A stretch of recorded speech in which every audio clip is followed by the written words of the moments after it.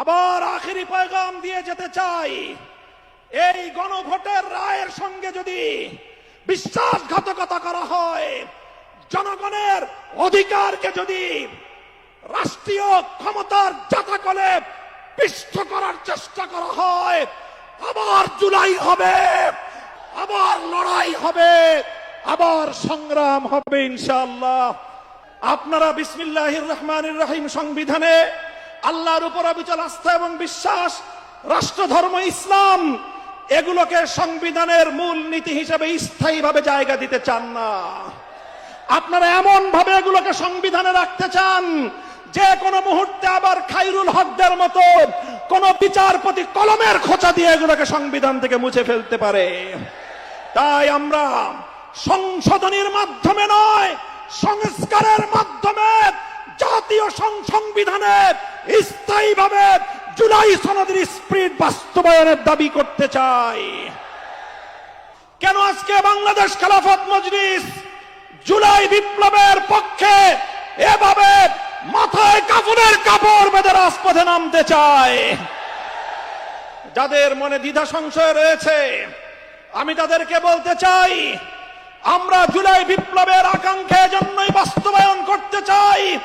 কারণ জুলাই বিপ্লব 1905 সালের বঙ্গভঙ্গকে ধারণ করে, জুলাই বিপ্লব 1921 সালের ঢাকা বিশ্ববিদ্যালয় প্রতিষ্ঠার ঐতিহাসিক প্রেক্ষাপটকে ধারণ করে, জুলাই বিপ্লব 1947 সালে বাংলাদেশের স্বাধীন জাতিসত্তা গঠনের অভিপ্রায়কে ধারণ করে, জুলাই বিপ্লব 71-এর মুক্তিযুদ্ধকে ধারণ করে, জুলাই বিপ্লব 2013 সালের স্বপ্নর চেতনাকে ধারণ করে, জুলাই বিপ্লব 2024 সালের ছাত্র জনতার বৈষম্য বিরোধী আন্দোলনকে ধারণ করে। ঐতিহাসিক সোহরাওয়ার্দী উদ্যানে আয়োজিত বাংলাদেশ খেলাফত মজলিসের ডাকে অনুষ্ঠিত গণভোটের রায় বাস্তবায়নের দাবিতে ঐতিহাসিক গণসমাবেশে উপস্থিত সংগ্রামী নেতৃবৃন্দ, বাংলাদেশ জাতীয় সংসদের বিরোধী দলীয় নেতা, বাংলাদেশ জামায়াতে ইসলামী ও 11 দলীয় ঐক্যের শীর্ষ নেতা জনাব ডাক্তার শফিকুর রহমান, উপস্থিত জুলাই বিপ্লবের অগ্রসেনানী জাতীয় নাগরিক পার্টির সংগ্রামী আহ্বায়ক, জাতীয় সংসদে বিরোধী দলীয় চিফ হুইপ জনাব নাহিদ ইসলাম, উপস্থিত বাংলাদেশের মুক্তিযুদ্ধের অন্যতম শীর্ষ নেতৃত্বের অধিকারী, রণাঙ্গনের মহানায়ক জনাব ডক্টর কর্নেল অলি আহমদ বীর বিক্রম, উপস্থিত 11 দলীয় অন্যান্য শীর্ষ নেতৃবৃন্দ, বাংলাদেশ খেলাফত মজলিসের নায়েবে আমির, যুগ্ম মহাসচিব বৃন্দ, মহাসচিব সহ অন্যান্য নেতৃবৃন্দ, সংগ্রামী বাংলাদেশ খেলাফত মজলিসের সর্বস্তরের নেতাকর্মী ও আমার প্রাণপ্রিয় দেশবাসী, আজকে ত্রয়োদশ জাতীয় সংসদ নির্বাচন এবং বাংলাদেশে চতুর্থবারের মতো সংগঠিত গণভোট অনুষ্ঠানের 3 মাসের মাথায় ঢাকার প্রাণ কেন্দ্রে আমাদেরকে গণভোটের রায় বাস্তবায়নের দাবি নিয়ে সমাবেশ করতে হচ্ছে। আমি মনে করি এটি বর্তমান ক্ষমতাসীন সরকারের জন্য লজ্জা এবং পরিতাপের বিষয়, তাদের জন্য একটি কলঙ্কজনক অধ্যায়। সংগ্রামী সাথী ও বন্ধুগণ, জুলাই বিপ্লব পরবর্তী এই বাংলাদেশের মাটিতে দাঁড়িয়ে আজকে আমি স্মরণ করছি বাংলাদেশের সেই সকল অকুতোভয় বীর সেনানীদেরকে যারা এই স্বাধীন সার্বভৌম জাতিসত্তার ভিত্তিতে একটি বাংলাদেশ গঠন করার জন্য যুগে যুগে রক্ত দিয়েছে। সেই ব্রিটিশ বিরোধী আন্দোলনে 1831 সালের বালাকোট, 1857 সালের সিপাহী বিদ্রোহ, শামেলি রণাঙ্গন থেকে শুরু করে 1947 সাল পর্যন্ত যারা রক্ত দিয়ে জীবন দিয়ে ভারতীয় আধিপত্যবাদ থেকে এই পূর্ববঙ্গ নামক বাংলাদেশের একটি স্বাধীন মুসলিম জাতিসত্তা গঠনের জন্য সংগ্রাম করেছিল। বিংশ শতকের গোড়ার দিকে 1905 সাল থেকে বঙ্গভঙ্গ থেকে কলকাতা এবং দিল্লির আধিপত্যকে যারা মানতে অস্বীকৃতি জানিয়ে রক্ত দিয়েছে, জীবন দিয়েছে, 1921 সালে এই বাংলাদেশের মানুষের শিক্ষা দীক্ষা সহ সার্বিক উন্নয়নের লক্ষ্যে যেই ঢাকা বিশ্ববিদ্যালয় প্রতিষ্ঠার পিছনে যারা অবদান রেখেছে, এরপরে 1947-এ একটি নতুন রাষ্ট্র পাওয়ার পর 24 বছর পর্যন্ত যারা জুলুম এবং বৈষম্যের বিরুদ্ধে লড়াই করেছে, সর্বশেষ 1971 সালে মহান মুক্তিযুদ্ধের মধ্য দিয়ে বাংলাদেশকে একটি বৈষম্যহীন স্বাধীন রাষ্ট্রের গোড়াপত্তন করার জন্য তারা একটি পরিবেশ তৈরি করে দিয়েছে। এরপরে 1971 সাল থেকে 1990 সাল 90-এর গণ অভ্যুত্থান সহ ধারাবাহিকভাবে বাংলাদেশের ন্যায় ইনসাফ এবং জনগণের অধিকার প্রতিষ্ঠার সংগ্রামে অনেক রক্ত এবং ত্যাগ স্বীকার হয়েছে। বিগত ফ্যাসিবাদী স্বৈরাচারী শেখ হাসিনার আমলে 2009 সালের পিলখানা ট্রাজেডি, 2013 সালের শাপলা চত্বরের নবী প্রেমিকদের অকাতরে রক্তদান, 2013 সালে আল্লামা দেলোয়ার হোসেন সাঈদী রহমতুল্লাহ আলাইহির বিরুদ্ধে একটি কল্পিত রায়ের মাধ্যমে কোরআন প্রেমিক তাওহীদি জনতার উপর যে আক্রমণ করা হয়েছে, পাখির মতো গুলি করে প্রায় শতাধিক কোরআন প্রেমী তাওহীদি জনতাকে হত্যা করা হয়েছে, সেই সকল বীর শহীদান। 2021 সালে মোদী বিরোধী আন্দোলনে হেফাজতে ইসলামের নেতাকর্মীদেরকে হত্যা করা হয়েছে। 2024 সালের জুলাই বিপ্লবে 1,500 বাংলার তামাল সন্তানদেরকে গুলি করে পরিকল্পিতভাবে হত্যা করা হয়েছে। রক্তের সাগর পাড়ি দিয়ে 36শে জুলাই 5ই আগস্ট 24 সালে বাংলাদেশ নতুন ভাবে মুক্তি এবং স্বাধীনতা লাভ করেছে। জুলাই বিপ্লবীরা ঘোষণা করেছিল আগামীর বাংলাদেশ গঠিত হবে 1947 সাল, 71 সাল এবং 2024-এর ঐতিহাসিক বিজয়ের উপর ভিত্তি করে।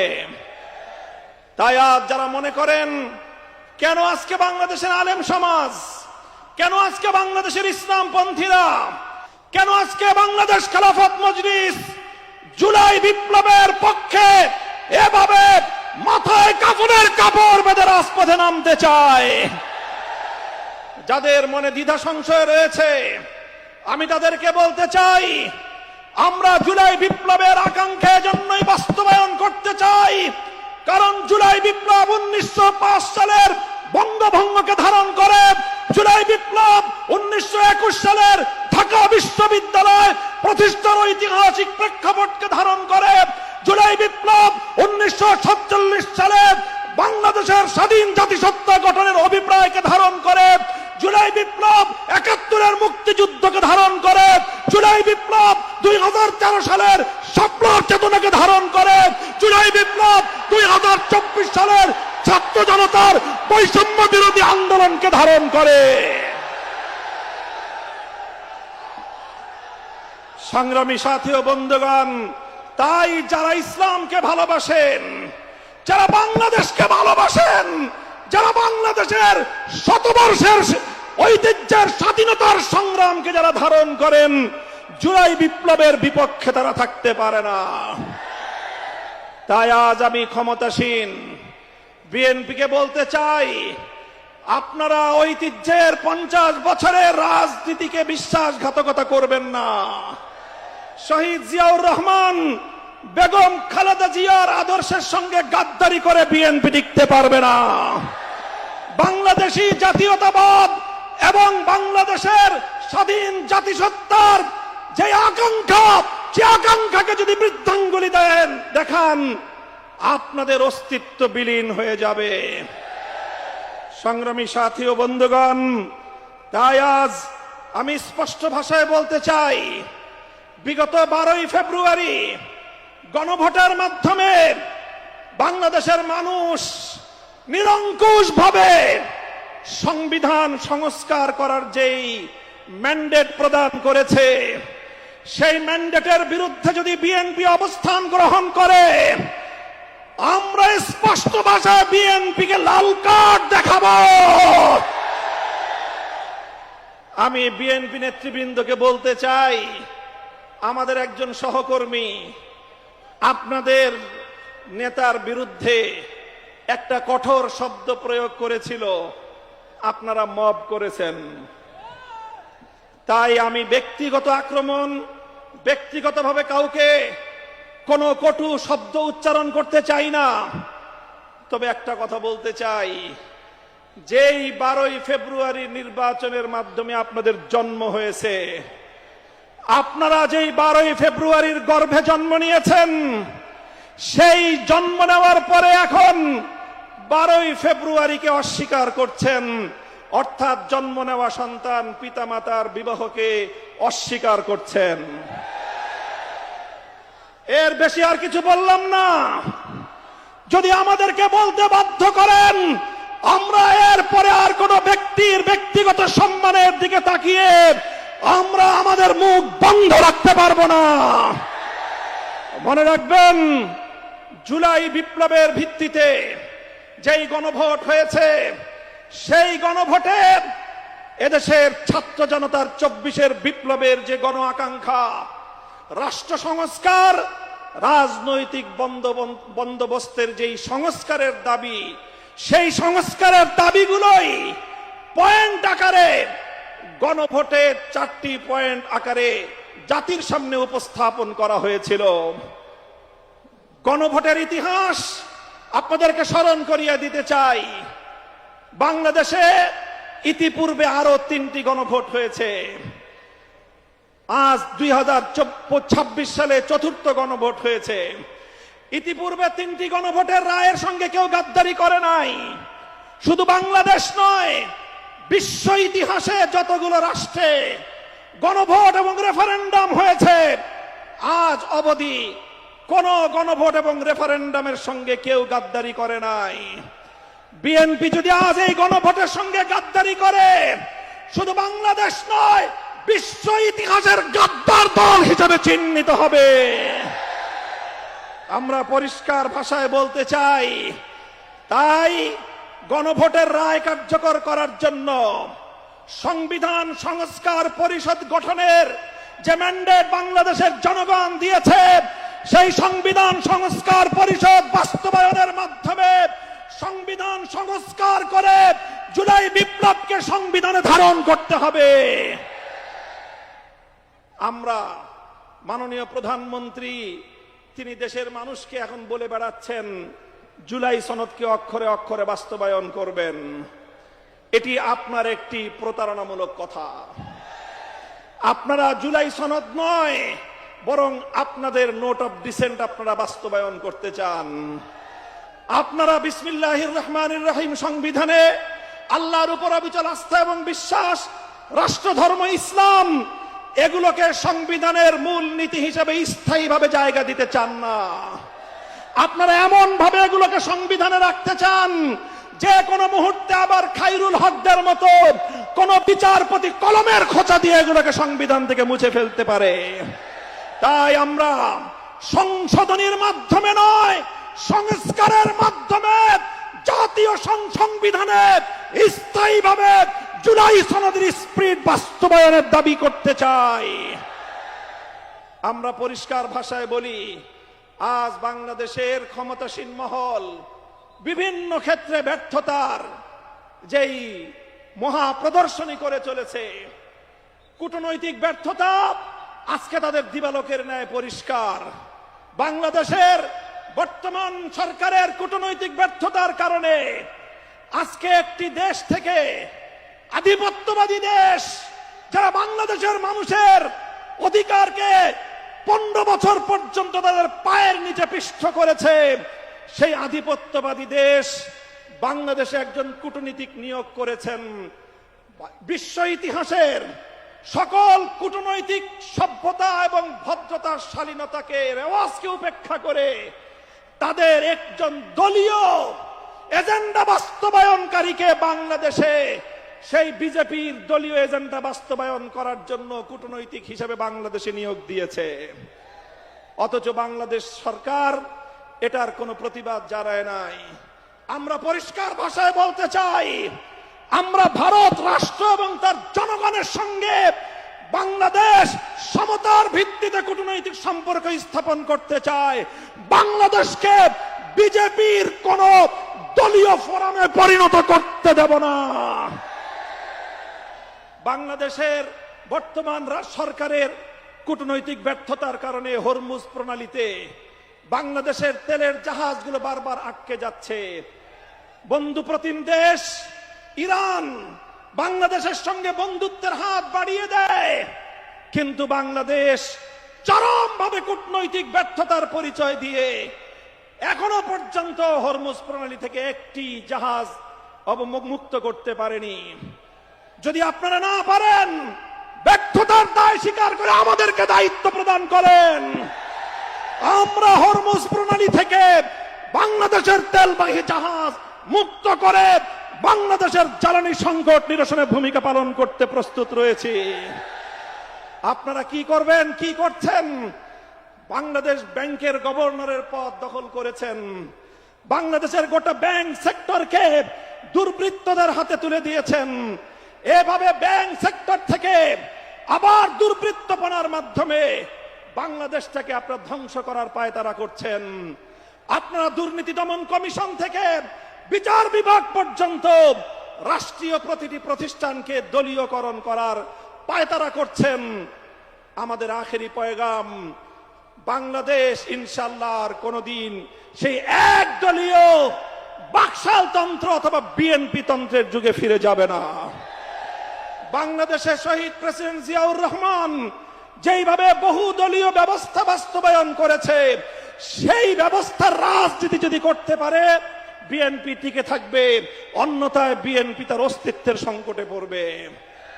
সংগ্রামী সাথী ও বন্ধুগণ, আমাদের আখেরি পয়গাম, যেভাবে গত দুদিন ধরে বাংলাদেশের বিভিন্ন শিক্ষাঙ্গনগুলোতে, ঢাকা বিশ্ববিদ্যালয় সহ বিভিন্ন শিক্ষাঙ্গনগুলোতে অস্ত্রের ঝনঝনানি শুরু করেছেন, স্থানীয় ছাত্র নেতৃবৃন্দের উপর যেভাবে ছাত্রলীগের হেলমেট লীগের মতো ভূমিকায় অবতীর্ণ হয়েছে, এই ধারা যদি অব্যাহত থাকে এর দায় সম্পূর্ণ সরকারকে গ্রহণ করতে হবে।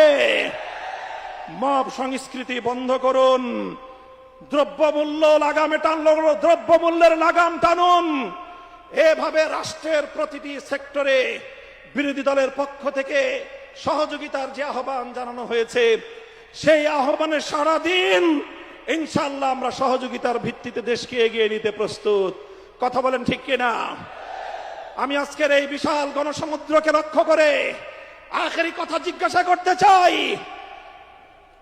এই কালো পতাকাটা নামান। আমি আপনাদেরকে বলতে চাই, আজ গণভোটের রায় বাস্তবায়নের জন্য বাংলাদেশ খেলাফত মজলিস যে ডাক দিয়েছে, এটি আমাদের সর্বশেষ কর্মসূচি নয়। আজ হলো আমাদের গণভোটের রায় বাস্তবায়নের জন্য কর্মসূচির যাত্রা শুরু। এই কর্মসূচি নিয়ে আমরা বাংলাদেশের প্রতিটি প্রান্তে প্রান্তে ছড়িয়ে যাব।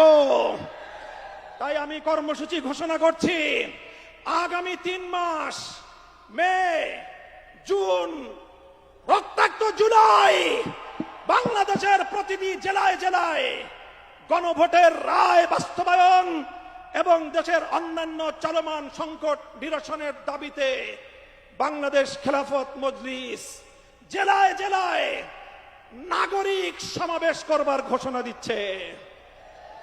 প্রতিটি জেলায় নাগরিক সমাবেশ বাস্তবায়নের পর 2026 সালের 36শে জুলাই, 5ই আগস্ট ঐতিহাসিক এই ঢাকায় বাংলাদেশ খেলাফত মজলিসের ডাকে গণমিছিল অনুষ্ঠিত হবে ইনশাআল্লাহ। কর্মসূচিগুলো আপনারা বাস্তবায়ন করবেন তো ইনশাআল্লাহ?